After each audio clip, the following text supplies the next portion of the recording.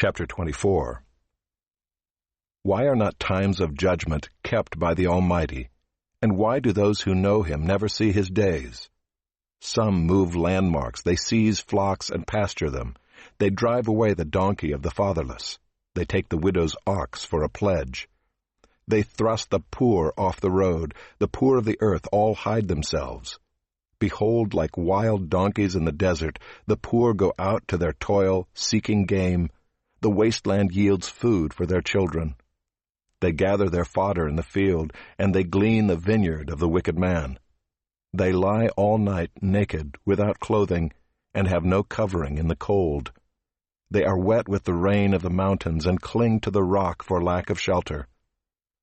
There are those who snatch the fatherless child from the breast, and they take a pledge against the poor. They go about naked, without clothing. Hungry, they carry the sheaves. Among the olive rows of the wicked they make oil. They tread the winepresses, but suffer thirst. From out of the city the dying groan, and the soul of the wounded cries for help, yet God charges no one with wrong.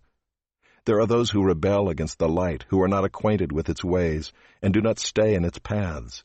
The murderer rises before it is light, that he may kill the poor and needy, and in the night he is like a thief. The eye of the adulterer also waits for the twilight, saying, No eye will see me, and he veils his face. In the dark they dig through houses. By day they shut themselves up. They do not know the light. For deep darkness is morning to all of them, for they are friends with the terrors of deep darkness. You say, Swift are they on the face of the waters. Their portion is cursed in the land. No treader turns toward their vineyards. Drought and heat snatch away the snow waters. So does Sheol those who have sinned. The womb forgets them. The worm finds them sweet. They are no longer remembered, so wickedness is broken like a tree.